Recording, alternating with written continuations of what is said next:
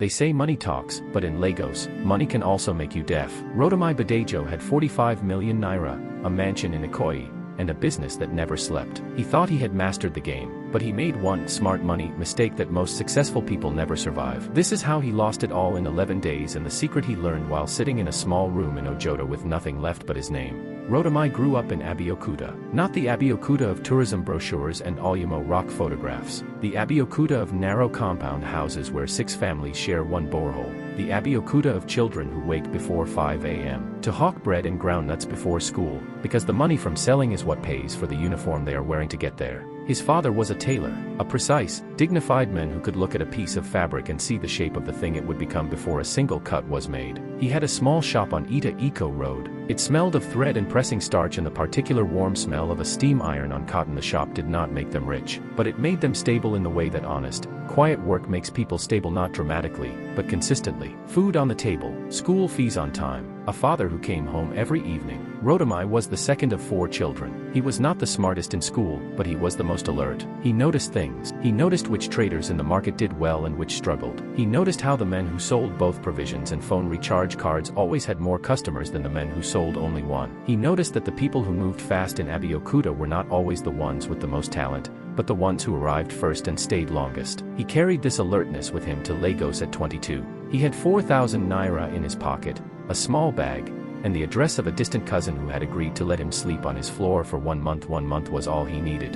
Lagos did not welcome him. It never welcomes anyone. It simply opens its gates and says, here is the chaos. Here is the noise and the traffic and the 10 million other people who also came here believing they were different. Now show us. Rotimi showed it. He started as a sales boy at an electronics shop on Lagos Island. He was paid 6,000 naira a month. He slept in the shop with 2 other boys. He ate 1 proper meal a day, supplemented by whatever was cheap and filling Abeokuta in the morning. Sometimes nothing at lunch, rice and stew in the evening if the day had been kind. He watched how the shop owner bought. He watched the suppliers. He watched which products moved fast and which gathered dust. He watched how the owner negotiated the language of it, the patience of it, the way a man who knows what something is worth never shows that he knows, until the right moment. After 2 years, he approached the owner with a proposal. He would manage the Ikoyi branch the owner had been meaning to open but hadn't had the time to properly set up. He would take a lower salary in exchange for a small commission on monthly sales. The owner looked at him for a long time. Then he said yes. The Ikoyi branch turned its first profit in the 3rd month. By the end of the 1st year, it was outselling the Lagos Island original. Rotimi was 25. He was still sleeping in a single room in Ajij, but the money in his savings was beginning to feel like something that could become something else. At 28, he started his own business. He knew the electronic supply chain well enough by then to know where the margins were. He knew which manufacturers in China shipped reliably and which ones sent beautiful samples and terrible bulk orders. He knew the customs clearing agents who were efficient and the ones who would keep your goods for an extra 2 weeks while they negotiated invisible fees. He started small, importing generators. The demand in Lagos for generators is inexhaustible, bottomless, a need that never sleeps because the power supply never stays awake. It was not a glamorous product, but it moved. He called the business Badejo and Associates, even though there were no associates. Just him and a young man named Sola who helped with deliveries and paperwork. Within 3 years, Badejo and Associates was clearing containers. Within 5, it was the preferred supplier for 3 major construction companies on the island. The money arrived gradually and then all at once, the way growth works when the foundation underneath it is solid. He moved from Ajij to a 2-bedroom in Bogota, then a 3-bedroom in Lekki. Then, at 34, he bought land in Ikoyi and built. He drove a black Land Cruiser. He wore Agbada to events that were not weddings, simply because he could. He had accounts in 3 banks. He gave his father a new sewing machine, then a bigger shop, then a car, a small, sturdy Honda that the old man drove with the slow, careful pride of a man who earned it through his son's hands. Rotimi was not arrogant yet, but the ground was being prepared. Success in Lagos is not a private thing. It announces itself. It comes with a new social circle, men who greet each other in hotel lobbies, who discuss contracts over pepper soup at expensive restaurants in Victoria Island, who attend the same weddings and always sit at the high table. Men who nod at each other with the comfortable recognition of people in the same altitude. Rotimi entered this circle around 35, and the circle changed him in ways he didn't notice until much later. He began to move differently. Not badly, not obviously, but the alertness that had made him exceptional in his 20s began to be replaced by something softer. Something that looked like confidence but was slowly becoming its dangerous cousin. He stopped reading contracts fully. He had lawyers for that. He He stopped visiting his warehouses personally. He had managers for that. He stopped remembering people's names, the ones below a certain level. He had an assistant for that. He started saying things like, "Don't worry, I know how these things work," before he had finished listening to what the thing was. The man who used to arrive first and stay longest was now arriving fashionably late and leaving early. His father called him from Abeokuta one Sunday evening. "Rotimi," the old man said, in Yoruba. "When last did you sit down and check your own books?" Rotimi laughed. "Baba, I have an accountant." There was a pause on the line. The tailor who stops checking his own measurements always discovers the mistake on the customer's body, his father said. Rotimi laughed again, warmly, and changed the subject. He would remember that call later in the way you remember warnings.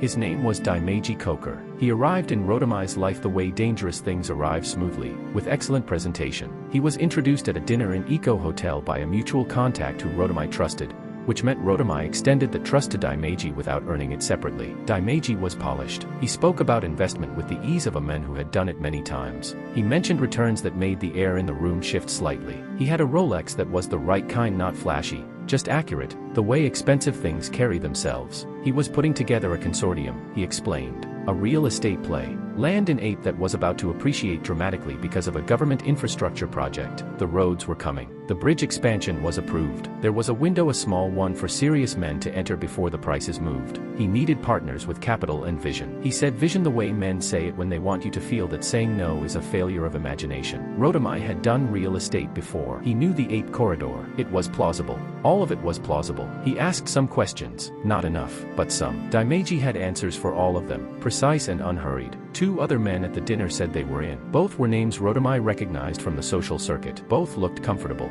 Rotimi said he would think about it. He thought about it for 11 days. He should have thought about it for 11 months. He wired 45 million naira. The first sign was not dramatic. It never is. It was simply that Daimeji began to take slightly longer to respond to messages. A day instead of hours. Then 2 days. Then a response that answered a different question than the one asked. Rotimi told himself it was the nature of the deal. Big things moved slowly. Men with multiple projects were not always immediately reachable. He told himself this for 6 weeks. Then he sent Sola, who was now his operations manager and had been with him since the beginning, to go and physically visit the land in Ape that Daimeji had shown them in photographs and documents. Sola drove to Ape. He called Rotimi from the road. There was land, yes, but it did not match the coordinates in the documents. The survey numbers were fabricated. The government project Daimeji had referenced was real, but the specific road extension that would affect that particular corridor had been cancelled 18 months earlier. Rotimi called Daimeji. The number rang once, then went to voicemail. He called again. Voicemail.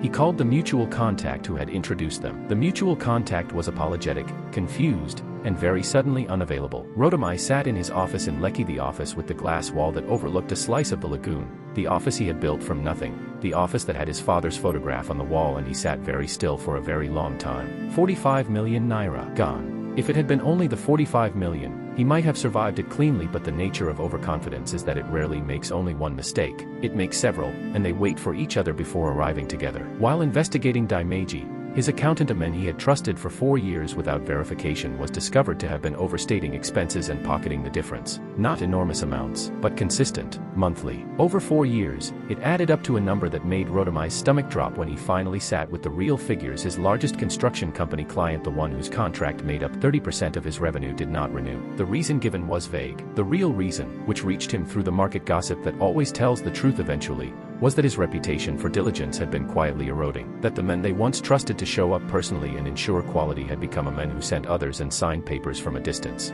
2 of his managers resigned within the same month. Sensing the turbulence before it was public, the bank called about his business credit line. Rotimi sold the Ikoyi house. He moved back to Lekki. Then, 6 months later, when the Lekki apartment became too expensive for a man whose income had become a fraction of what it was, he moved to a 2-bedroom in Ojota. He sat in Ojota with furniture that was too large for the rooms. He sat with his phone, which rang less and less. He sat with the memory of a dinner at Ikoyi Hotel where a polished man with a precise Rolex had looked at him and correctly identified exactly what kind of fool he had become. His wife, Bimp, stayed. This surprised him. He had expected her to go, or at least to harden. She had grown accustomed to a certain life. She had her own friends in that social circuit, her own positioning, her own sense of what was normal, but she stayed. And she did not make it easy, which is different from leaving. She was honest with him in the way only a person who genuinely sees you can be honest. Not cruel, not punishing, but direct. She sat across from him at the small kitchen table in Ojota, in a house with no house help and no driver and no catered meals, and she looked at him the way his father had looked at fabric before cutting. She said, "You stopped being the men who built this. You became the men who had built this. And those are not the same men." He didn't argue. There was nothing to argue. He called his father. The old man drove from Abeokuta in the small Honda. He sat with Rotimi in the apartment. He didn't say much. He drank his tea. He looked around the room without commenting on its smallness. Before he left, he put his hand on Rotimi's shoulder. "The measurement was wrong," he said. "Now you know. Measure again." He started the way he had started the first time. Not exactly. He was older, with more scar tissue and more knowledge, but in spirit, the same. He went back to what he knew completely. Not to what he had assumed he knew because of how long he had been doing it. He took a consulting role at a smaller electronics company. Not as an executive, as an advisor who showed up in the warehouse and walked the floor and touched the products and talked to the suppliers directly, the way he had in his 20s. He was 41 years old, walking warehouses again, and the first week of it, he did not speak about his past to anyone. He needed to remember how to be useful before he remembered how to be important. He started reading contracts again himself. Every line. He brought a notebook, the same kind his father used in the shop in Abeokuta, the marbled black cover, and he wrote things down instead of trusting his memory and his status to hold everything together. He was slower now, not in movement, but in decision, where the old Rotimi had said yes inside his head before the other person finished speaking. This Rotimi let silence sit at the table, let questions wait before answers arrived, let discomfort exist without rushing to resolve it. With a confident nod, Sola, who had stayed, who had somehow, without being asked, remained through everything, watched this new Rotimi carefully. One evening, after they had finished reviewing some figures, Sola said quietly, "You're different." Rotimi didn't ask how. He knew how. "Is it better?" he asked instead. Sola thought about it honestly. "It's more real," he said. "It took 4 years. Not 4 dramatic years. 4 ordinary, disciplined, unspectacular years of showing up, of rebuilding supplier relationships one at a time, of being the man in the room who asked more questions than he gave answers, of taking smaller contracts and completing them so cleanly that larger ones became inevitable." He didn't return to the social circuit. He was invited, sometimes. Old acquaintances who had watched his fall with the particular appetite that social circles have for the misfortune of their members, and who now watched his return with the careful interest of people deciding whether to recalibrate. He declined most invitations, not out of bitterness. He simply had less use for rooms where the performance of success was more important than the work of it. At 45, Badejo Associates reopened its doors, a smaller version, a leaner version, an honest version. He moved back to Lekki, not Ikoyi, not yet, and perhaps not ever, and he had made peace with the perhaps. He hired carefully, he paid on time, he verified before he trusted, not because he had become cynical, but because he understood now that verification is not an insult, it is respect. It is the thing you do when something matters enough to protect. His father came to the reopening. The old man walked slowly through the small office, just 4 rooms, nothing like what had existed before, and ran his hand along the edge of a desk the way he used to run his hand along fabric. He said nothing, but he smiled the way tailors smile when the measurements are right. There is a man in Lagos now who people in certain business circles describe with the same words, always the same words: thorough and steady, not brilliant, not visionary, not the kind of language that gets you into rooms before you've proven yourself thorough.